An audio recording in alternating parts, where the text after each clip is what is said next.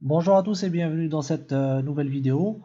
Donc aujourd'hui, on va faire ensemble une question sur le tri des éléments d'un tableau. C'est une question qui est posée par Google lors des entretiens d'embauche. Donc on va découvrir ensemble l'énoncé. On vous dit qu'on dispose d'une liste de nombres ou un tableau de nombres qui contient trois nombres uniquement 1, 2 et 3. Bien sûr, ces trois nombres 1, 2 et 3 peuvent se répéter plusieurs fois et fort probablement ils sont dans le désordre. Le but c'est de trier ces éléments et avoir une complexité de temps égale à O de n, c'est-à-dire une complexité linéaire. Si par exemple on opte pour les algorithmes de tri connus, comme le tri à bulles, le tri fusion ou le tri par insertion, on va se retrouver dans le meilleur des cas avec une complexité égale à O de n log n. Et des fois, on peut arriver même à une complexité quadratique, c'est-à-dire O de n carré. Maintenant, en fait, le but, c'est de profiter de cette propriété, cette particularité de ce tableau, pour avoir une complexité égale à O de n. On va voir ensemble un exemple. On a un tableau qui contient 3, 3, 2, 1, 3, 2, 1. Donc vous remarquez qu'il contient uniquement les trois nombres 1, 2 et 3, dans le désordre, qui se répètent plusieurs fois. Ensuite, à la fin, on aura 1, 1, 2, 2, 3, 3, 3. Donc voilà ce qu'il faut faire.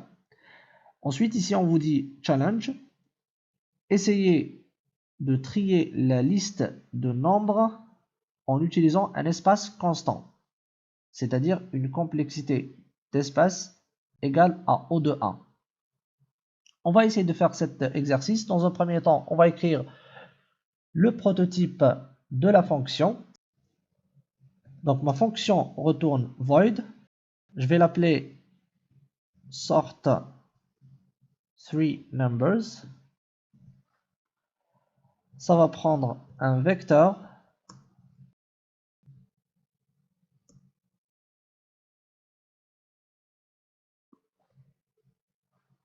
d'entier. Bon, on va l'appeler V. Donc ça va prendre une référence vers un vecteur d'entier et ça retourne rien. Donc en fait ici c'est un vecteur, c'est un paramètre en entrée et en sortie. Donc la fonction va travailler directement sur le tableau, le modifier et ça va être le paramètre en sortie. Donc je vais copier le prototype et je viens dans source.cpp. Donc en fait ici ce qu'on va faire c'est que on va parcourir le tableau, ensuite on va compter le nombre d'apparitions de chacun des nombres, le 1, le 2 et le 3. Ensuite, on va écrire des 1, des 2 et des 3 autant de fois qu'ils apparaissent dans le tableau V, le tableau original. Donc pour compter le nombre d'occurrences, je vais déclarer un tableau V, je vais l'appeler count pour compter le nombre d'apparitions. Il contient 3 éléments initialisés à 0. Ensuite, je fais une boucle i inférieur strictement à v.size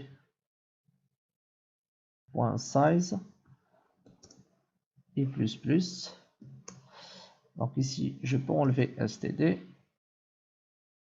Ensuite, en fait, je peux faire if v de i égale à 0, je vais incrémenter plutôt v de i égale à 1, je vais incrémenter count de 0. Ensuite, si c'est égal à 2, je vais incrémenter count de 1. Et si c'est égal à 3, je vais incrémenter count de 2. Si vous remarquez ici, l'indice de count est égal à v de i moins 1. Donc je peux faire directement count de v de i moins 1 plus plus.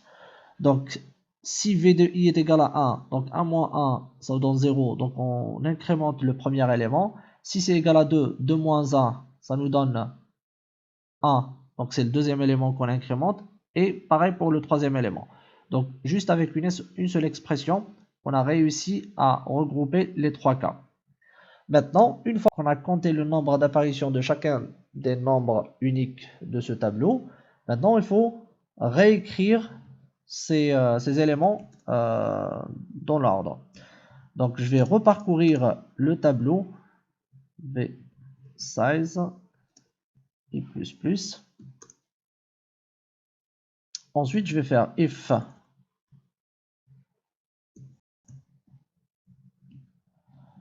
count de 0 supérieur strictement à 0. Je fais v de i reçoit 0 et count de 0 moins. Ensuite, else if count de 1 supérieur strictement à 0. V de i reçoit 1.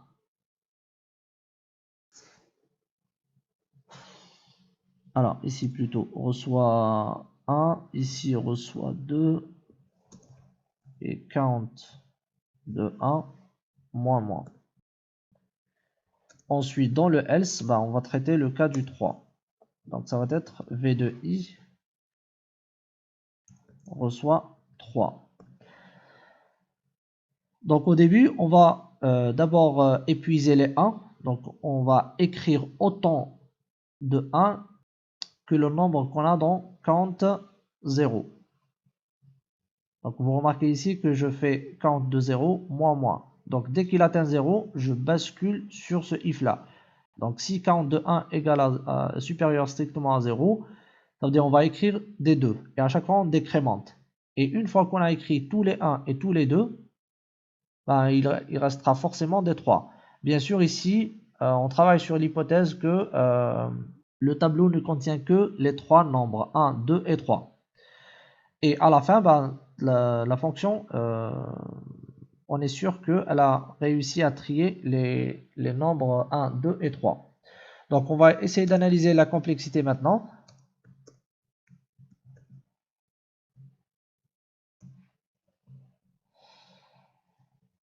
Donc, pour le temps, en fait, on a 2 parcours. Donc, ça nous fait O de n. Et pour l'espace, on a ajouté juste un tableau de 3 éléments, 3 entiers, plus le i. Et du coup, ça nous fait une complexité constante. On va essayer d'exécuter notre programme pour voir si ça marche. Donc, je vais déclarer un tableau. 3, 3, 2, 1, 2, 3, 1 par exemple.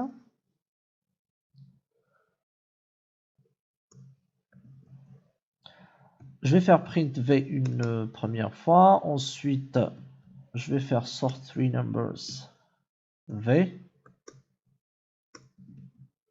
Et je vais afficher le tableau une deuxième fois. Donc, remarquez ici que la fonction travaille sur le tableau lui-même. Donc, je vais compiler. Il n'y a pas d'erreur. Je vais exécuter maintenant. Donc, dans un premier temps, donc le premier affichage, ça nous affiche le tableau original, c'est-à-dire tel que déclaré. Et le deuxième affichage, c'est le tableau après le tri. Et on remarque que le tableau a été trié du plus petit élément jusqu'au dernier. Donc, notre fonction est bonne. Maintenant, on va essayer de généraliser le problème. Au lieu de travailler uniquement sur 1, 2 et 3, il faut généraliser ça pour que ça marche pour n'importe quel 3 nombres. Donc, on sait que le tableau contient uniquement 3 nombres, mais on ne sait pas exactement lesquels.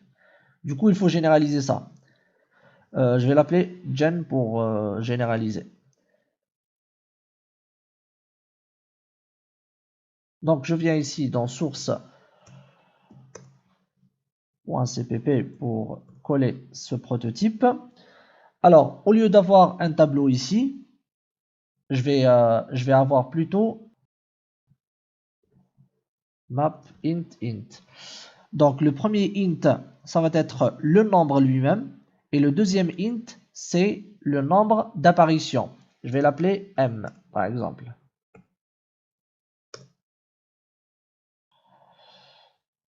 Je vais copier cette boucle. Ensuite, je fais if m.find v de i différent de m.end. Si c'est différent, ça veut dire qu'on l'a trouvé. Et donc, je fais tout simplement m de v de i plus plus, else m de v de i reçoit 1. Ça veut dire si on le trouve, on incrémente le nombre d'occurrences. Si on ne le trouve pas, ben, le nombre d'occurrences est égal à 1. Parce qu'on vient tout juste de trouver un premier élément. Ensuite,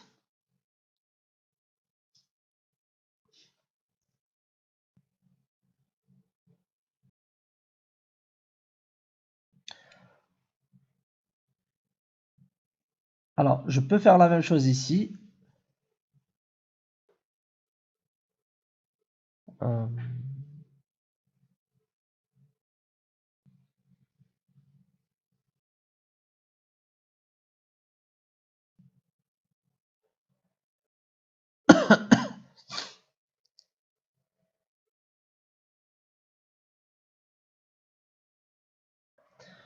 Sinon, ce que je peux faire, c'est je vais parcourir plutôt map.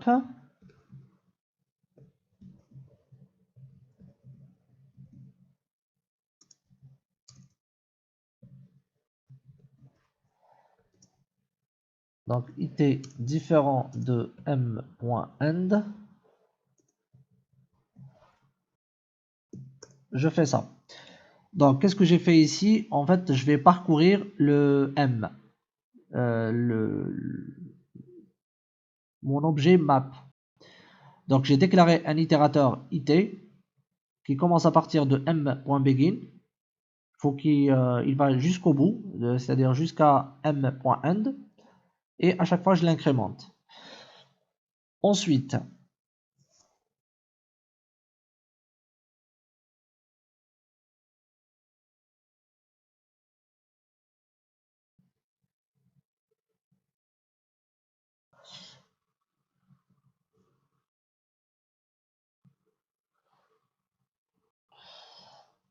je vais déclarer un i égal à 0 ici. Ensuite, par exemple, while second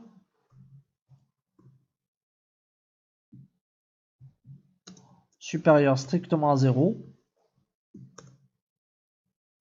je fais v de i reçoit it de first et je fais i++. Et je fais it de second moins. It de second, ça veut dire c'est le nombre d'occurrences. Ça correspond exactement à cette partie-là.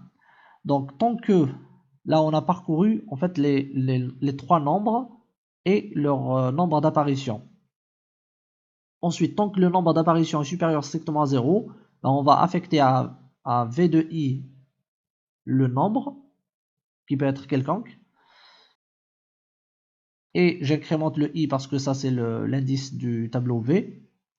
Ensuite, it de second, moins. Il faut le décrémenter pour qu'il s'arrête à un moment. Ensuite, dès qu'il arrive à 0, on passe à l'élément suivant dans M. On sait que M, il contient 3 éléments. Ça, c'est certain. Ensuite, on passe à l'élément suivant et ainsi de suite. Alors, pourquoi le fait de faire ça va rendre le tableau trié à la fin? Tout simplement parce qu'on sait que M, c'est de type map, et map c'est ordonné, c'est-à-dire ils sont ordonnés du plus petit au plus grand. Donc le fait de le parcourir de m.begin jusqu'à m.end, on sait que on parcourt les nombres du plus petit au plus grand. Plus particulièrement, on parcourt du plus petit au plus grand des nombres et non pas leur nombre d'occurrence. Donc les nombres seront triés.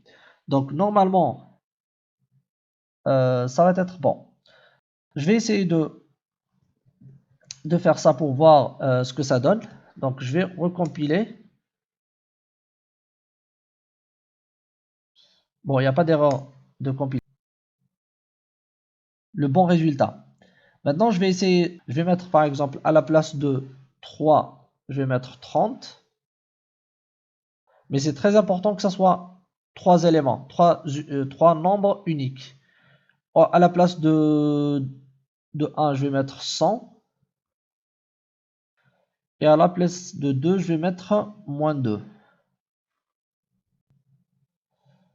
Je peux ajouter un moins 2 ici par exemple. Je recompile.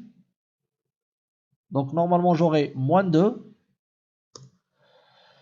Alors moins 2, 30 et 100. Il y a 3 moins 2, 3, 30 et 200. Effectivement, donc il y a 3 moins 2, 3, 30 et 200. Donc là, c'est une généralisation du problème précédent. Alors, on aura exactement la même complexité en fait pour le temps et l'espace. Alors, pourquoi on va essayer d'analyser ça? Donc, pour l'espace, on a exactement la même chose puisqu'on a eu besoin juste de map. Puisqu'il y a map, ça va contenir uniquement 3 éléments, donc ça nous fait une complexité constante.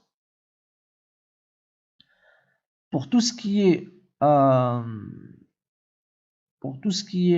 temps d'exécution, donc j'ai ici une boucle qui parcourt et ici une boucle qui parcourt les éléments à chaque fois. En fait, c'est puisque le i en fait il est incrémenté à chaque fois, donc on peut imaginer que c'est un parcours du tableau, mais en réalité la boucle for parcourt les nombres, les éléments de map de m. Ensuite, on parcourt le nombre d'apparitions de chacun de ces éléments. De toute façon, ici, ces deux boucles-là peuvent être vues comme un seul parcours du tableau V, puisqu'en fait, ici, on commence avec un i égale 0, ensuite on fait i++. Donc, on peut le voir comme un seul parcours du tableau V. Et donc, ça nous fait O de n également. Donc, O de n plus O de n, ça nous fait O de n. Alors, normalement, le fait de rechercher quelque chose dans un objet de type map ou le fait de l'insérer, ça nous fait une complexité de O de log n. Mais ici, comme on a 3 éléments, la complexité est constante. C'est-à-dire O de log 3, ça nous fait O de 1. Et donc, ça nous fait O de n comme complexité du temps. Donc voilà pour cette vidéo, j'espère qu'elle vous aura appris quelque chose, j'espère qu'elle vous aura plu également. N'hésitez pas à la partager et la liker, n'hésitez pas également à vous abonner à ma chaîne YouTube pour recevoir les vidéos. N'hésitez pas à me laisser un commentaire, pour me dire ce que vous pensez de mes vidéos. Je vous dis à bientôt. N'hésitez pas à me laisser un commentaire pour me dire ce que vous pensez de mes vidéos. Je vous dis à bientôt et au revoir.